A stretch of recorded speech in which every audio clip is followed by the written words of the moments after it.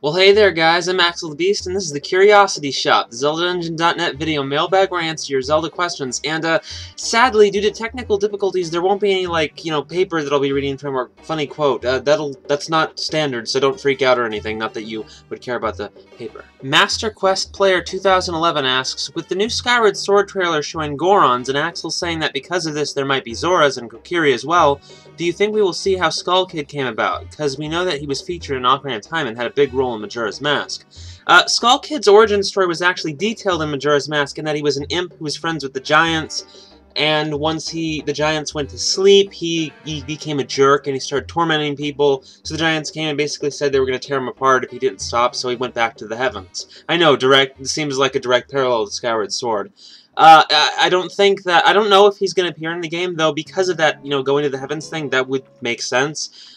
His origin story is already covered, but we might actually kind of see it this time. Who knows? Rafa Freitas asks, hey, I'm new to the Zelda series, started out loving Ocarina of Time 3D, and I've been playing its games and I just beat the Minish Cap and loved it. Skyward Sword is from the same director of the Minish Cap, and I've been noticing a lot of small similarities between them. How much of the Minish Cap do you think we're going to see in Skyward Sword? That's hard to say. I mean, we've already seen some direct similarities with the Sky themes, and if Skyward Sword's Sky themes are going to directly relate to any Zelda games, previous Zelda games Sky themes, I would bet on the Minish Cap over, say, Twilight Princess with the City in the Sky stuff. I don't think we're going to see much of that in Skyward Sword. That said, I don't think we're going to see, like Skyward Sword being a major spiritual successor to the Minish Cap, and I'm not sure if the origin story of the Minish Cap with the Kokiri came from the sky. I don't think we're going to see a lot of relevance to that either, though we might see some themes similar. I mean, we already have. But that's it. Other than that, the story is a direct sequel to Ocarina of Time, or prequel to Ocarina of Time. It relates to Ocarina of Time, not the Minish Cap. I don't think we're going to see too many direct relations there.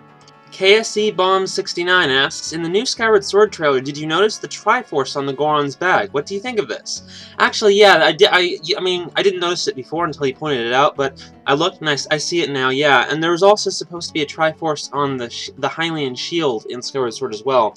Now, what this means, I can't really say, because, we've theorized that there won't be, a Triforce mentioned in the game until, the end or whatnot. That's why you don't see it on everywhere it's supposed to normally be.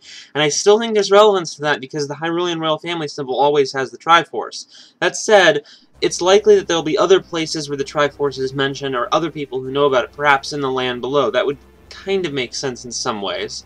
Unless the war where people discovered the Triforce is in full force, and then it would kind of make sense. As for on the Goron's bag, I'm not really sure. On the Hylian shield, it kind of makes sense because that shield is made later in the game, probably. I mean, imagine it's one of the strongest shields, so it being there sort of makes sense. But on the Goron, it's a little more mysterious, so maybe it just means the people in the land below know about the Triforce. Without having played the game, I can't say for sure, so we'll have to see. Tiger Snake asks, in the boss fight with Ghirahim, he can take the Skyward Sword from Link and use it.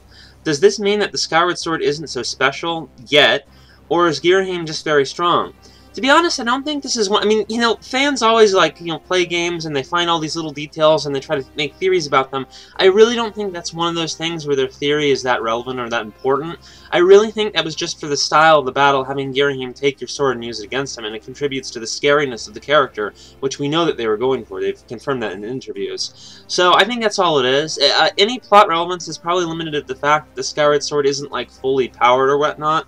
I think that could work, but I really don't think there's any serious relevance to it. Ghirahim's just a scary guy. Cherry asks, I was wondering, do you think we will see the 4 light spirits from Twilight Princess and Skyward Sword? Since it was explained in Twilight Princess that the light spirits intervened when the Dark Interlopers were trying to take over the Sacred Realm. Well, I'm gonna probably say no. I mean, the light spirits, they were important to that story, but then again, apparently the Uka were really important to the creation of the Hylians. I don't think we're going to see them in Skyward Sword either. And it doesn't really look like we're going to see them either.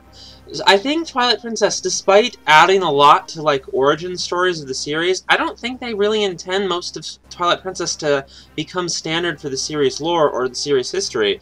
And that's actually kind of odd that they added all this stuff, but they don't seem to be, fully using it, but it seems to be where they're going with it. The light spirits could appear or be referenced somehow, maybe, I don't know, the freaking Deku Tree and Lord Jabu Jabu are light spirits. That would be kind of weird, but I guess it would work. But I don't think I'd actually see the light spirits, I don't think we're going to see the light night spirits themselves actually show up. I just don't see it happening. And that aforementioned crazy idea of mine, I don't think that's going to happen either, just for the record. That wasn't a prediction. Yeah, so... Alex7 asks, what are your thoughts on the Siren World? Do you think it will end up being like the boring light tier collecting in Twilight Princess? I really hope Nintendo doesn't make that mistake again. Well, I hope they don't either, and I really don't think they won't as well. These similarities between the Siren World and the Twilight Realm are pretty striking. They're very, very similar, very, very identical thing. Though I think there's an additional hint of, say, like Phantom Hourglass in the Siren World, what with the, having the stealth element of having to run from the Guardians. And ultimately, I think that with the light tier collecting or whatever, the Siren World, they're not going to, like Skyward Sword, it's clearly that they looked at a lot of things they did in Twilight Princess, particularly the art style, and they paid attention to fans' criticisms of it. There's an obvious change in direction from Twilight Princess that I think corresponds to a lot of criticisms the game's received. And I think that there's no way they'd do that and then completely redo the same thing. Do the same thing exactly how it was again, and when they're already changing all the other stuff. I think that the fact that they're doing that is clear proof that they're going to improve this. Whether it's going to be good or not, I can't really say for sure, but I'm generally optimistic about Skyward Sword, and I think ultimately they're going to, do that well. Luigi Dude 64 asks, at the end of Ocarina of Time, I noticed King Zora was in Lon Lon Ranch. How'd he get there so quickly? Got a head start? Link1997 asks, at the end of Ocarina of Time, it shows all the races from Hyrule and Lon Lon Ranch, including the Kokiri. But at the beginning of the game, it states that the Kokiri can never leave the forest? That's a commonly brought up thing, but I've never actually, thought of that and considered it that important. There's a number of explanations for why they could leave the forest. Maybe that was just a scary story they told. Maybe they were talking about the monsters outside the forest. Maybe it's simply a fact they're immortal, but they age if they leave the forest. These are commonly proposed ideas. I think ultimately it's kind of not explained, but it's kind of not important. There's a number of explanations for why, and you just kind of have to pick one. Pick any card, pick any reason why they haven't died. Gabocore asks, at the end of Majora's Mask, after you defeat Majora, there is a scene that shows all the people solve their problems and that they live happy. But how is this possible if in the 3 days Link can't do all the side quests, help all the people, and then defeat Majora?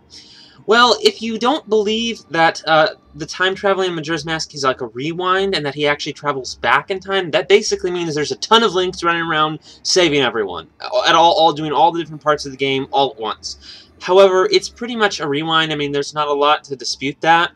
And in such a case, I think that really what happens is that it's not, what happens in the ending is basically not what you played through. And I think that makes sense considering you still, even though you're supposed to lose all your items because you're rewinding, you still keep major items like the hookshot. So I think the gameplay and the story of Majora's Mask suffer a bit of a disconnect, but that's necessary to have fun gameplay. So basically, while you go back in time and everything's undone so you can redo it, basically the final version has Link saving everyone, somehow. And for the record, it is possible to save everyone in 3 days, because there's something called a 3-day challenge where you can actually beat the whole game in one 3-day cycle, not counting the 3-day cycle you have to go through to get the Ocarina of Time, though. John Clark asks, is there a Star Fox Easter egg in Majora's Mask, considering the masks in the second row of the mask inventory screen all resemble Star Fox characters? Wow, I didn't know about that. That's actually pretty cool, and yeah, that's totally a Star Fox reference. Monty asks, you've said before that you'd like to see a Zelda game with a much more fantastical setting than what we've seen before. I feel like Zelda might lose its medieval feel to it if this happened. What do you think? Do Zelda games need a medieval element to them, or has it become its own thing? Well, I don't think that the two are mutually exclusive. You can still have a medieval, setting, but still have really fantastic themes within that setting. They're not completely contrary.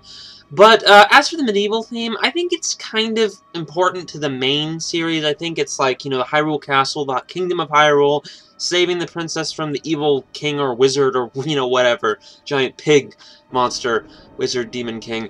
But ultimately, that is a core element, but there still have been Zelda games that defy it. Link's Awakening, Majora's Mask, my favorite Zelda game. You know, there have been games that have defied that medieval element and just kind of have this fairy tale world.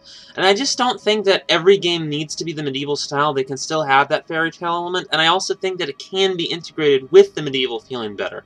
Well, that's my take on it anyway. Alright guys, that's it for this time. Be sure to send your questions to the contact page or email address in the description, and I'll see you guys later.